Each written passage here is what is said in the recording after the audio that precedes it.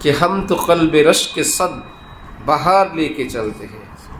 আমরা শত বসন্তের ঈর্ষণীয় ফুলবাগান, ঈর্ষণীয় সতেজ সজীবতা নিয়ে আমরা এই পৃথিবীতে বিচরণ করি। যেই সতেজতা, সজীবতা এবং আমাদের পত্রপল্লবের ফুল ফলের সৌন্দর্য দেখলে বসন্ত আফসোস করতে থাকে, হায় আমি বসন্ত না হয়ে এরকম কোনো আল্লাহওয়ালা দিলে যদি একটু জায়গা পেতাম। আমি বসন্তের তো কোনো গ্যারান্টি নাই, কিছুদিন পর আমি লাল হই, আমি শুকাই, আমি ঝরি, কিন্তু আল্লাহওয়ালাদের অন্তরের ফুল বাগান তো দেখি স্থায়ী। এই ফুল ঝরে না,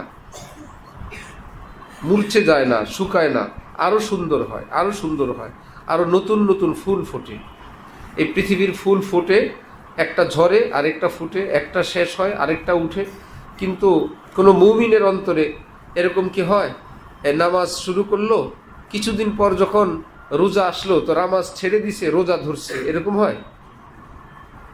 নামাজি মানুষ যখন রোজা রাখা শুরু করে, এমন কি হয় নামাজ বন্ধ করে রোজা রাখা আরম্ভ করলো, তো নামাজের ফুলও ছিল, এখন রোজার ফুল ফুটছে।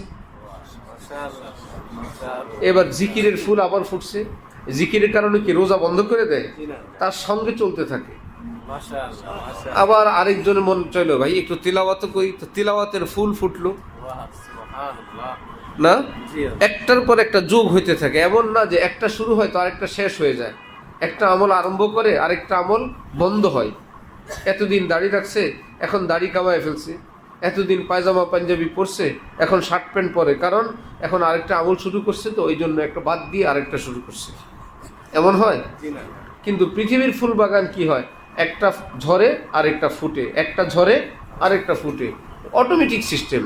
এই জন্য ফুল বাগান ঈর্ষা করে, হায় আমি যদি পৃথিবীর ফুল বাগান না হয়ে কোনো আল্লাহওয়ালার, আল্লাহর প্রেমিকের, কামেল কোনো মুমিনের অন্তরে আল্লাহর মোহাব্বতের ফুল বাগান হইতাম, চিরকাল ফুটে থাকতাম, চিরকাল ঘ্রাণ ছড়াইতাম, আমি কোনোদিন ঝরে যেতাম না, আমি কোনোদিন শেষ হয়ে যেতাম না, আমার স্থায়িত্ব থাকতো।